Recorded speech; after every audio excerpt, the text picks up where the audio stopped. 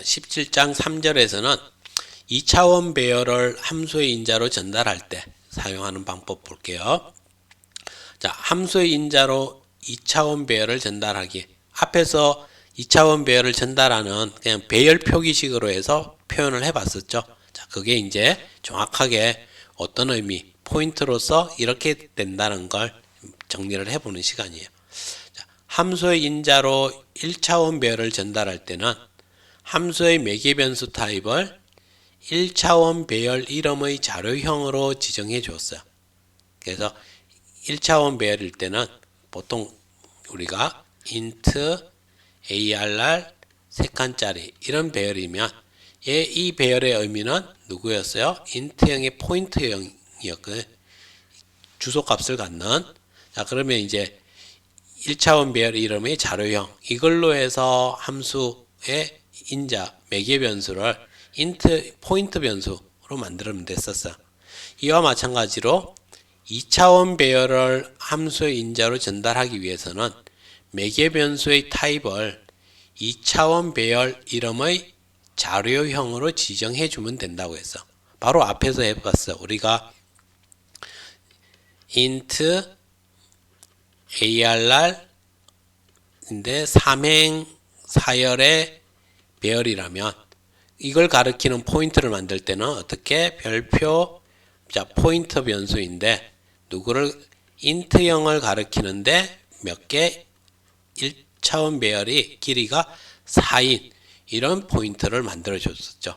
자, 이렇게 만들어서 우리 놓고 나면 이제 ptr은 arr를 이렇게 가리키게끔 할 수 있었단 말이에요. 자, 이렇게 할 수 있었으니까 그러면 2차원 배열을 함수의 인자로 전달하기 위해서는 2차원 그 함수의 인자가 누구로 쓰면 된다? 이렇게 2차원 배열을 가리키는 포인트 변수로 만들어 주면 되겠죠. 자, 그렇게 해서 우리가 여기에 int arr 삼행 사열짜리 배열이 있으면 그냥 동일한 메인 함수 안에서는 이렇게 2차원 배열을 가리키는 포인트 변수를 만들고 arr1을 지정해 줄 수 있었어요. 그럼 이게 이제 함수의 인자로 우리가 print 2D array라는 이름으로 만든다면 print 2D array 1에서 여기에 누구 이와 같은 매개 변수를 만들어 주면 되겠죠. 그래서 이와 같이 2차원 배열을 전달받을 수 있게 준비를 해주고 그리고 여기 앞에 이거에 대한 정보 로우 값을 전달받을 수 있게끔 그리고 앞에 배열 2차원 배열을 할 때 포인트를 배우기 전에는 어떻게 한다? 이렇게 1차원 배열의 크기를 적어주고 여기는 비워놓고서 로우를 전달받을 수 있다. 이렇게 먼저 한번 배워봤었죠. 그게 이제 정확하게는 이 의미가 된다는 거예요. 이거랑 지금 동일한 표현이다라고 보면 되고 그렇지만 지금 이제 이렇게 선언한 게 어떤 의미인지 정확히 알게 됐죠. 자, 이렇게 해서 우리가 이제 표현을 해볼 수 있어요. 자, 그러면 이걸 구현한 코드를 뒤에서 보면 여기에 함수의 2차원 배열로 전달하기 예제에서 input 데이터 부분, input 데이터 함수는 이렇게 포인트 형태로 표현을 해봤어요.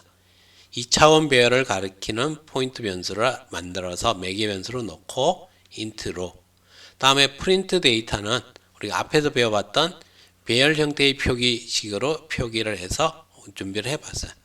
그러면 이제 메인 함수의 2행 3행 4열의 2차원 배열 arr2d를 만들고 input 데이터에 이 배열을 전달해 주면 그러면 input 데이터에서 이제 이와 같이 이 배열을 가리키게끔 parr이라는 포인트가 여기에 있는 이 배열을 가리키게 되겠죠.